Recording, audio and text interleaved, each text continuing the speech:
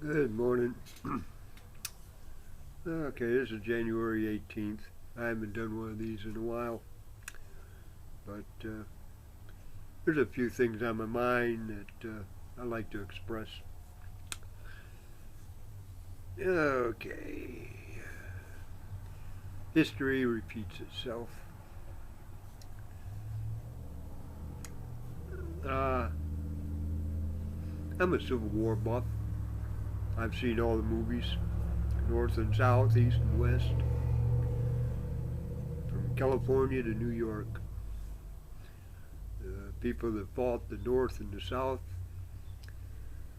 uh, pretty much at the start of the war, they knew each other. It was brother against brother, roommate against roommate. Grant knew Lee, Lee knew Grant.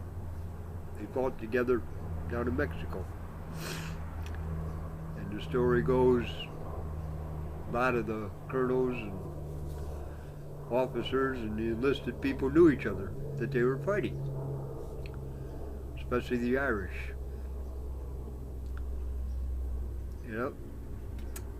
After the war,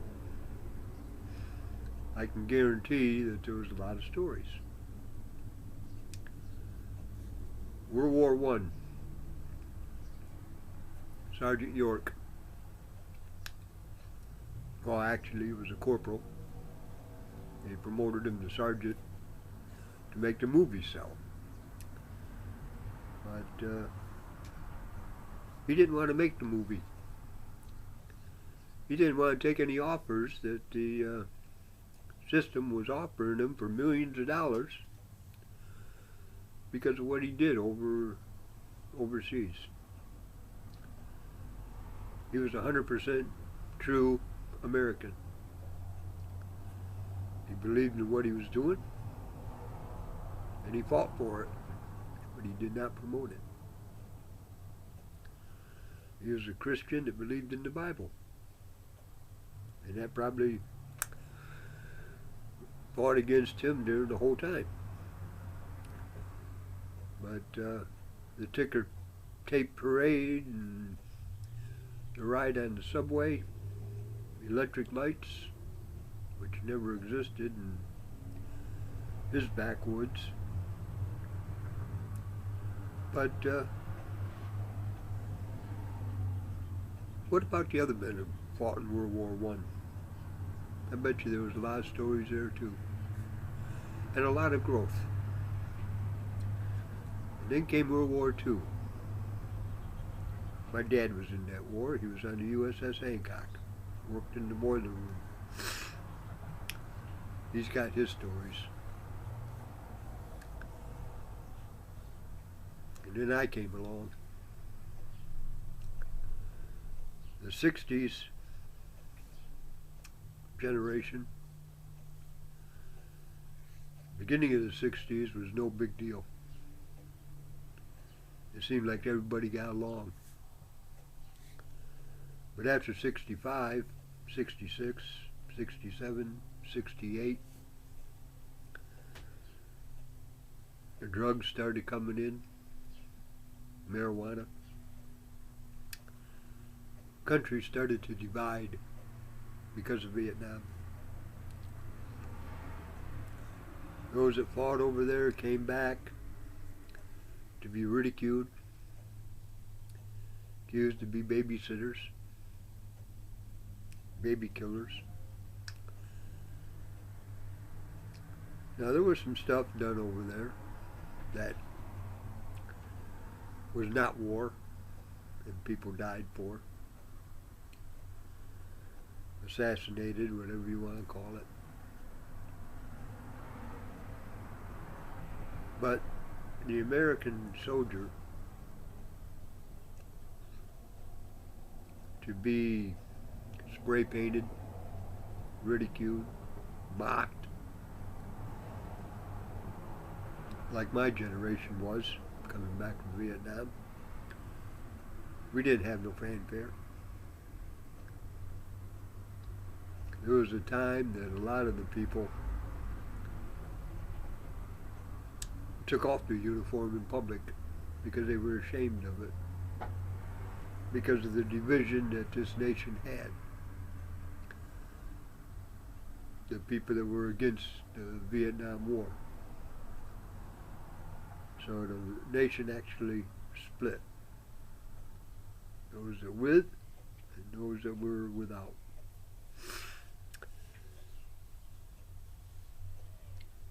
I kind of crossed the line there.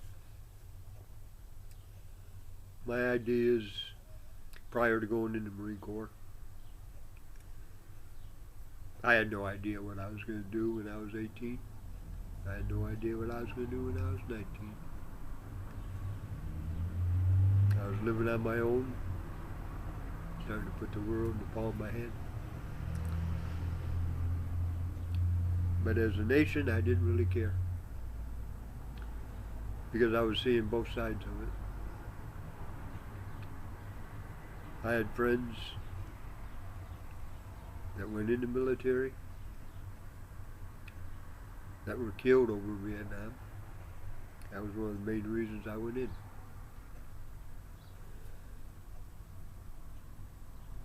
I was never ashamed of my uniform. Never. Now, there was a YouTube thing that irritated the hell out of me, because the vets in my generation did not receive any fanfare. What they did was they got a group of vets together and brought them into a hangar, and everybody in the hangar was applauding them for a job well done. 30 years late. I'm sorry, there's no apology. There's nothing that this country can do to me or for me that can erase that guilt that this country put on me when I came back from Vietnam. I think then is when I started really looking at this country being divided. Your trash that started changing this country.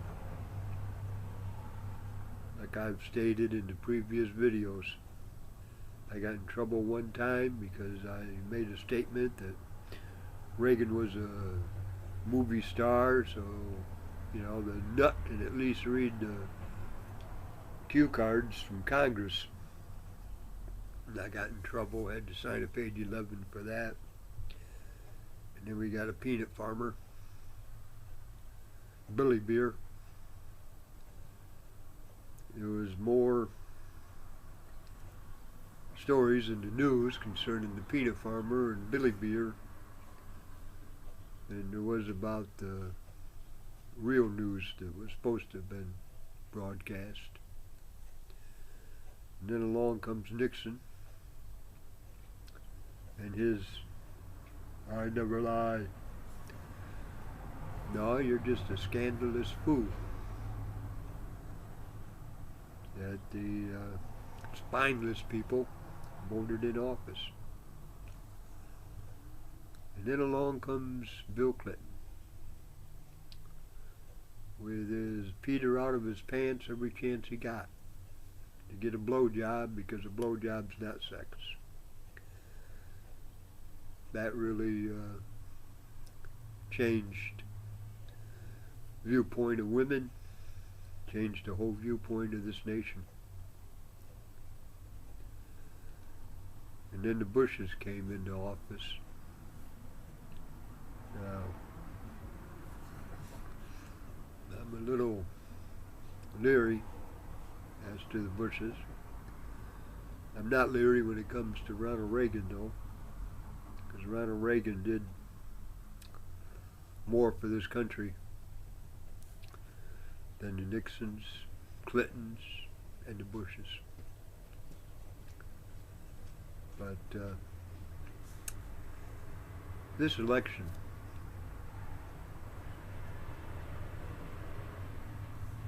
Hillary Clinton and Donald Trump. Donald Trump won by a landslide because the American people are tired of the trash that comes. That Obama character is upset. Look at everything he's done in the last 60 days. And the Obamacare. But yet he's still going to put together a library. Everybody's going to promote him as, hey, what a great president he was. No. No.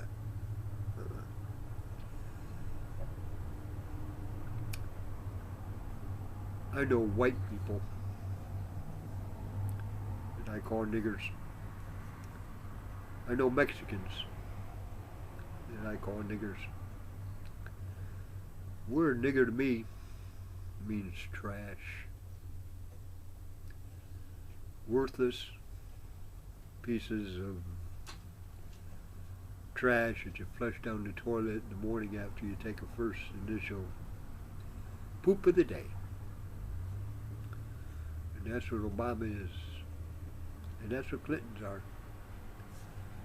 The foundation is dissolving itself because the nations overseas that fed millions of dollars into the Clinton foundation, when she lost the election, they're not going to get any money out of it. So they're not going to put any more into it. And chances are they're probably going after her to get the money back that they already put in. At least I would.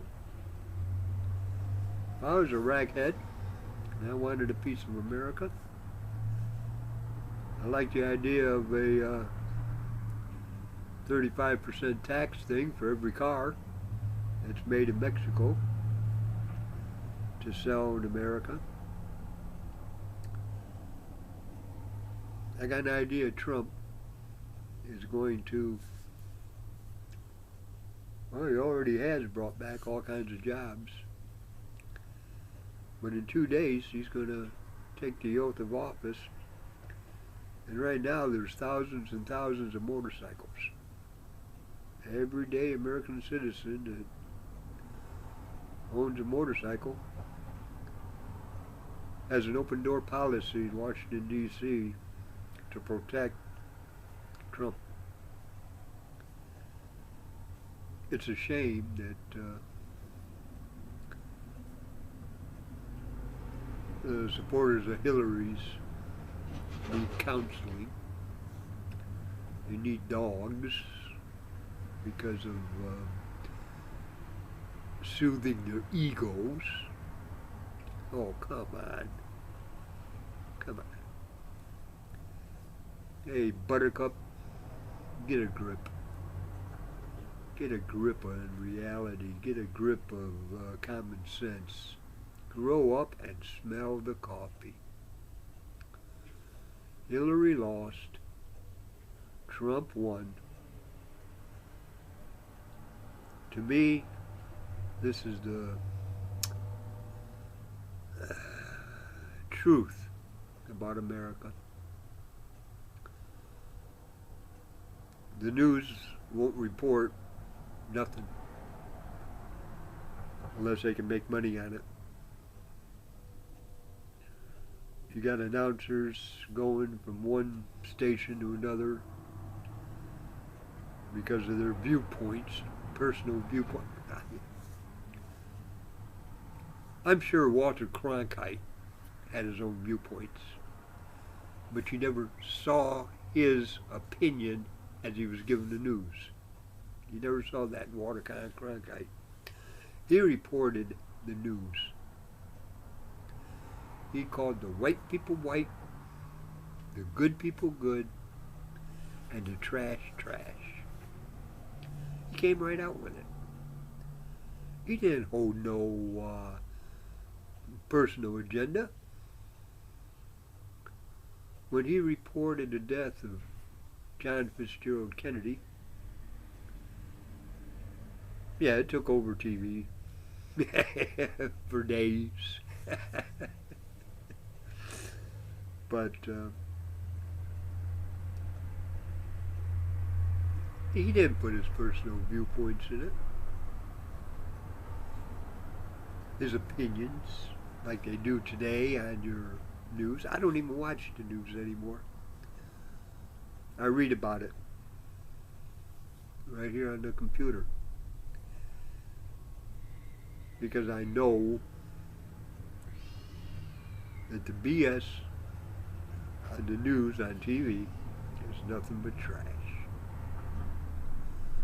You know? So what if I do see somebody yakking their mouth, reporting the news? They put their opinion in the news. I'm sorry, I can't buy that. You tell it like it is.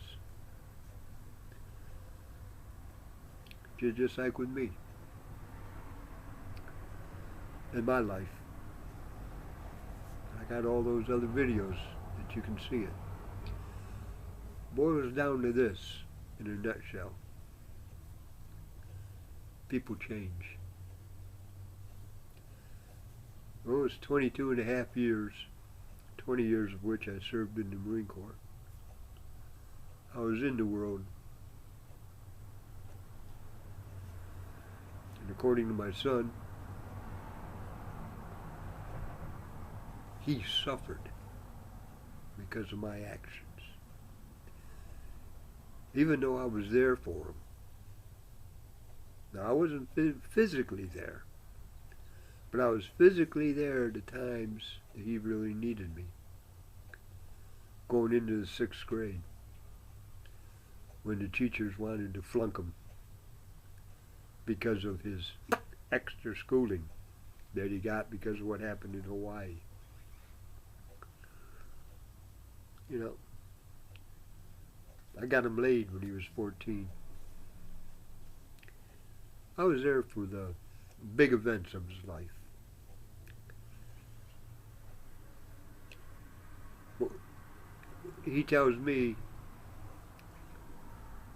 that I was the worst father that there ever was. Okay, fine. That's his opinion. That's his opinion. He also stated to me that my grandfather was the biggest bastard in the world, and that my father is better than peanut butter. Again, opinion. Opinion. My grandfather, Chuck, I view him like my son views my father. I view my father as my son views Chuck. Opinion. You know, it's like assholes. Everybody's got one. And they're different. Now, does Corey and I talk? No. Probably never will. Do I want to talk to him? Yeah. No problem. Does he want to talk to me? No. I got a daughter the same way. You know? I got a son down in South Carolina, 22 years old. Same way. Because he was told trash. Which formed an opinion, which means he hates me. But yet I got nieces and nephews, Molly and Matt, David, Jody,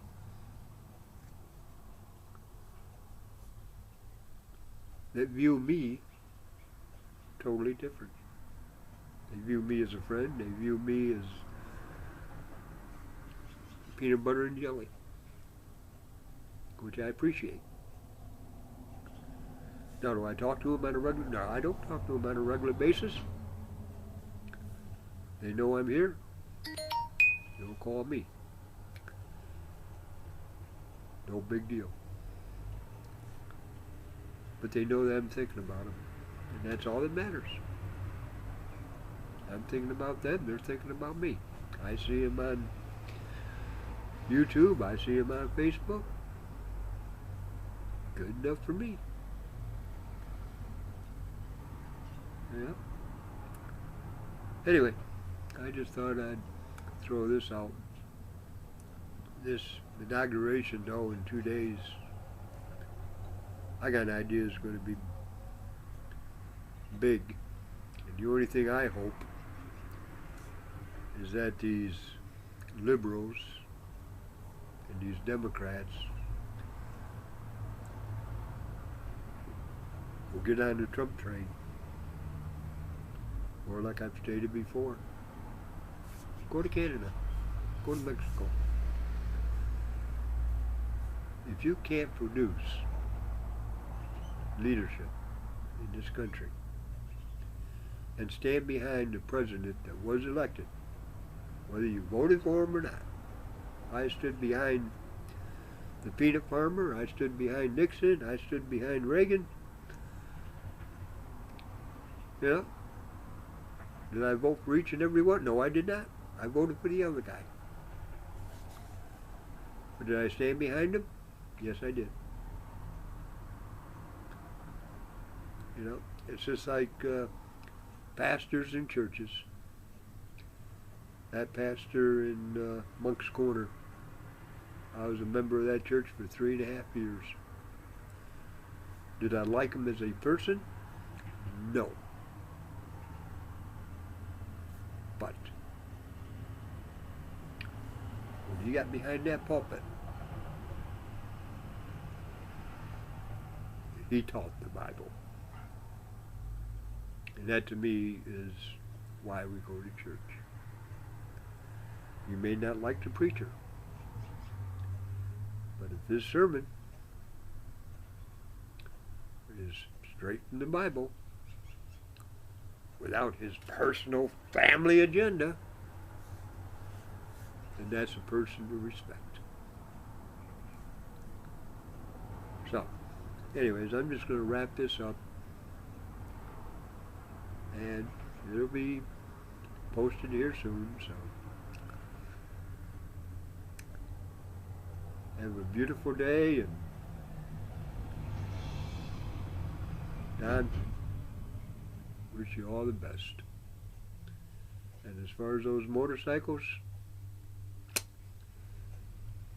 my hat's off to you. I wish I was there. So, God bless and have a good day.